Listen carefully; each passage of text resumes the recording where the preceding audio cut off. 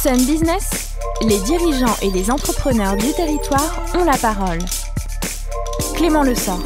Voilà, bonjour à toutes et à tous, ravi de vous retrouver pour ce nouveau numéro de Sun Business. Vous le savez, une formule toujours adaptée à cette situation de confinement, un entretien donc à distance de mes invités en visio et dans des conditions donc techniques un peu particulières. Merci pour votre tolérance. Vous continuez d'ailleurs à être nombreuses et nombreux à suivre ce programme qui continue de vous parler de votre économie en donnant en effet la parole aux décideurs et aux dirigeants de votre territoire. Samuel Tual, bonjour. Bonjour. Merci d'avoir accepté mon invitation. Vous êtes le président du MEDEF Pays de la Loire, c'est le mouvement des entreprises de France. Vous œuvrez au MEDEF à la représentation, la promotion et la défense des entreprises et de leurs dirigeants. Vous influez légitimement, vous nous dites, au service des acteurs économiques au niveau régional.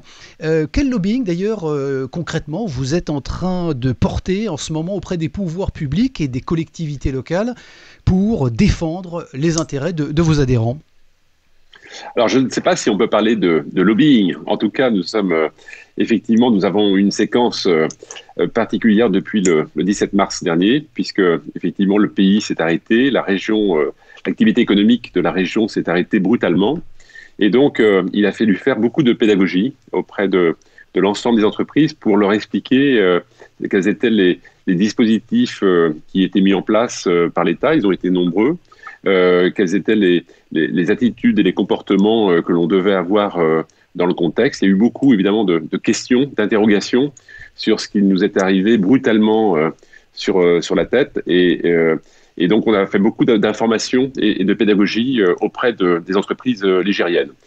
Et puis ensuite est arrivé effectivement le moment où, avec les acteurs locaux, les interlocuteurs aussi régionaux, les représentants de l'État, de la région, les différents services, nous avons échangé pour essayer de faire en sorte que les dispositifs mis en place au niveau national puissent être appliqués le plus possible au niveau de la région. Et comme il y a eu beaucoup de mesures annoncées les unes après les autres, avec des nécessités de précision entre les paroles des différents ministres et puis les interprétations dans les différentes administrations, il y a eu un peu de retard dans la mise en place. Eh bien, ce dialogue à l'échelon de la région a permis, avec des contacts directs avec les différents interlocuteurs, de clarifier des positions et de rassurer et de répondre aux différentes interrogations que pouvaient avoir les entreprises. Et tout ça s'est passé de façon très rapide et ça a été assez fluide. Et donc maintenant que nous avons passé la brutalité de la crise avec l'effet de surprise, fait la pédagogie sur ce qui était mis en place, et il y a beaucoup de choses de mise en place. Nous sommes maintenant passés dans une séquence nouvelle qui est celle de la préparation de la sortie de confinement. Et là aussi, ça passe parce qu'il n'y a pas de vérité, il n'y a pas une seule voie possible.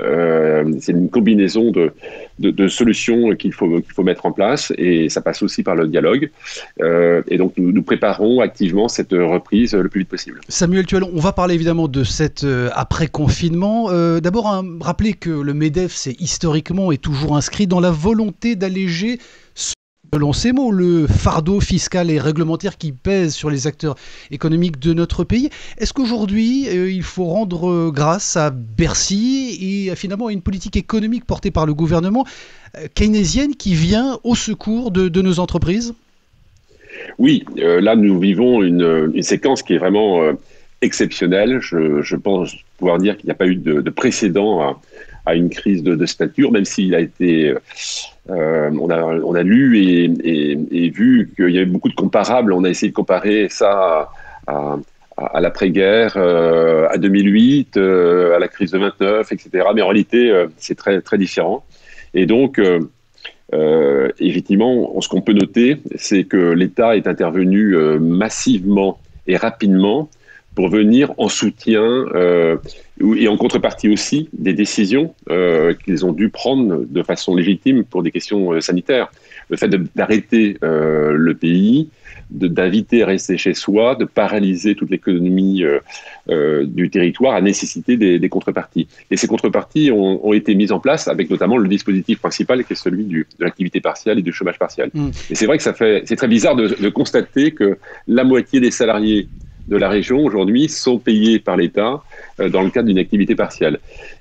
Donc, à situation exceptionnelle, mesure également exceptionnelle. Donc, nous, on accepte ce principe-là. Maintenant, ce qui est important, c'est que le marché puisse reprendre sa place, les entreprises puissent retrouver leur marge de manœuvre. Et en réalité, le constat que nous faisons maintenant, c'est qu'il peut y avoir des décisions, des orientations prises par l'État, mais il y a beaucoup de solutions qui viendront des acteurs économiques dans les territoires et il faut nous laisser faire. Alors justement, cette autonomie des entreprises, au-delà évidemment des normes sanitaires portées par le gouvernement, un grand nombre d'entreprises qui ont cessé leur activité totalement ou partiellement donc depuis le 17 mars, vous le rappeliez. Est-ce que c'est la peur des collaborateurs de travailler justement sans protection et sans masque? Après nous avoir dit que ça servait à rien, on a finalement changé de paradigme, en tout cas de doctrine sur ces masques-là, ou la décision responsable des chefs d'entreprise de protéger ce qu'ils ont de plus cher, c'est-à-dire leurs collaborateurs? Oui, vous avez raison de le rappeler. Au niveau de la région, les entreprises sont très soucieuses de préserver la santé des collaborateurs. C'est évidemment une préoccupation, une priorité pour chacun d'entre nous. Mais ce qui s'est passé, c'est qu'il y a eu, lors de l'intervention du président de la République le 14 mars dernier, un discours avec ce qu'on a appelé des injonctions contradictoires, puisqu'il y a eu l'annonce de cette entrée en guerre contre cet ennemi invisible, le virus, avec deux injonctions, celle de rester chez soi, qui a été rappelée à 8 reprises, et puis celle également de continuer les activités dans la plupart des domaines, à part dans les activités interdites, le maintien de l'activité était possible. Mais en réalité, les Français n'ont entendu que la première partie, le rester chez vous, nous sommes en guerre, et donc le pays s'est arrêté brutalement. Et donc, dans les semaines qui ont suivi, toute la démarche a consisté à rappeler qu'il était important de pouvoir, tout en étant très prudent et en invitant effectivement à pratiquer les gestes barrières, de pouvoir maintenir le plus possible l'activité, parce que on a essayé de façon, dans les semaines qui ont suivi, c'était à peu près une dizaine de jours après l'annonce du président, de déterminer la liste des activités essentielles en France.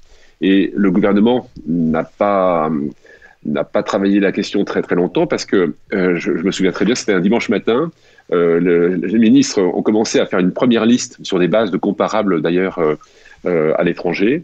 Et puis, en réalité, à la fin de la journée, eh bien, on se rendait compte que beaucoup d'activités en chaîne étaient essentielles et que pour cela, il fallait maintenir la plupart d'entre elles.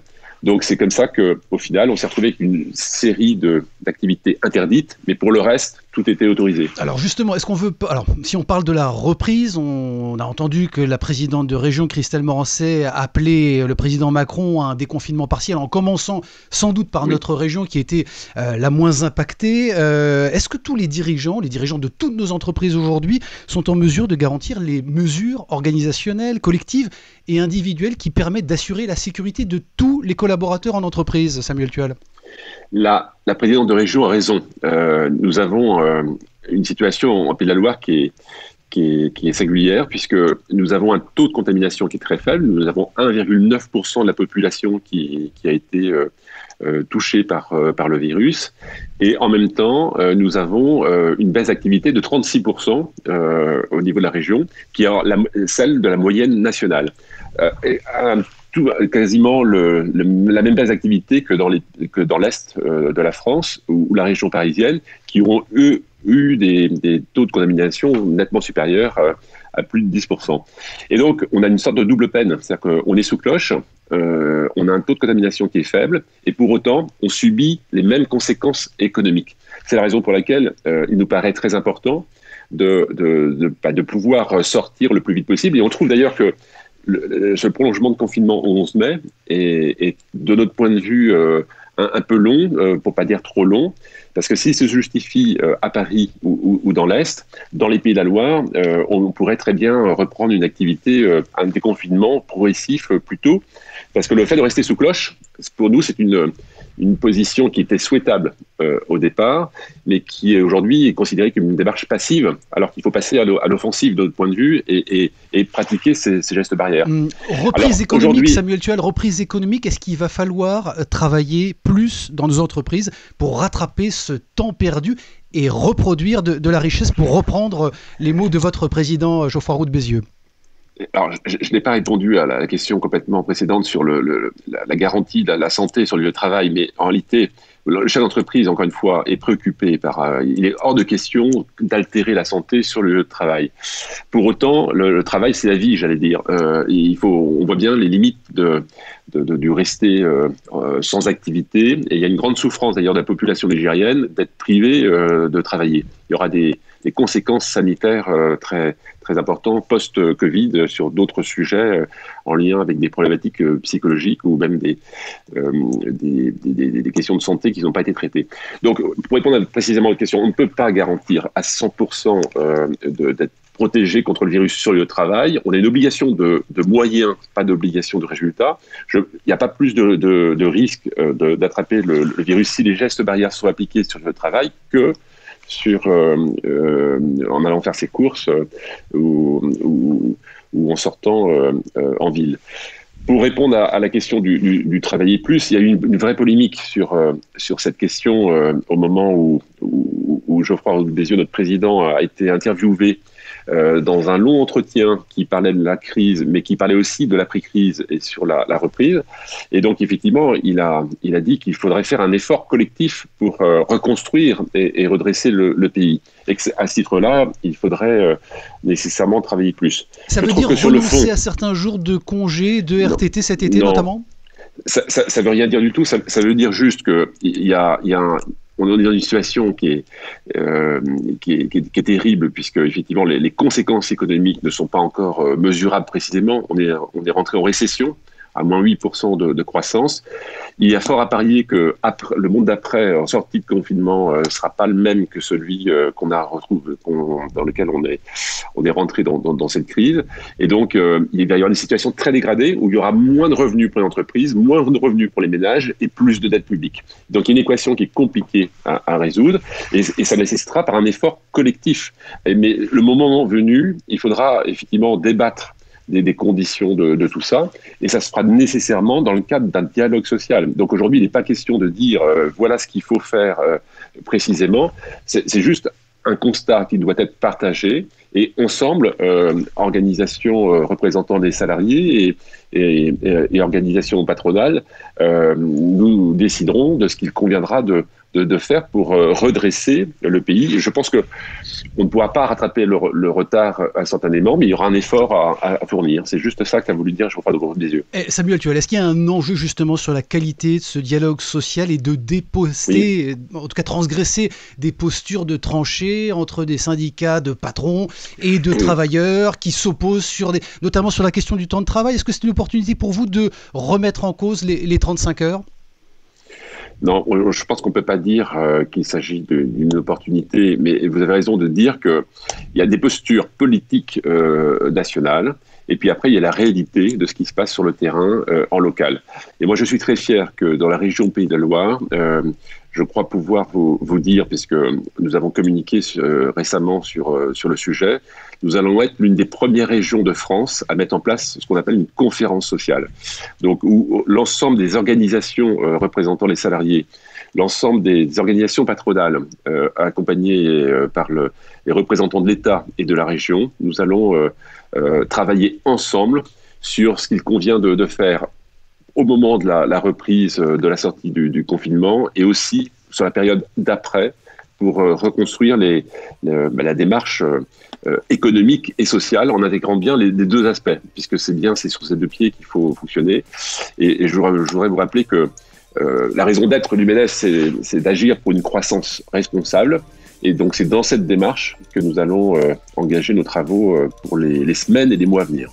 Samuel Tual, président du MEDEF Pays de la Loire, merci d'avoir accepté mon invitation. Vous pouvez retrouver bien sûr cette chronique, vous, sur l'application MySun et sur les players de la radio. Je vous donne rendez-vous mardi prochain pour un nouveau numéro de Sun Business. Merci pour votre fidélité à l'écoute du Son Unique. Excellente journée.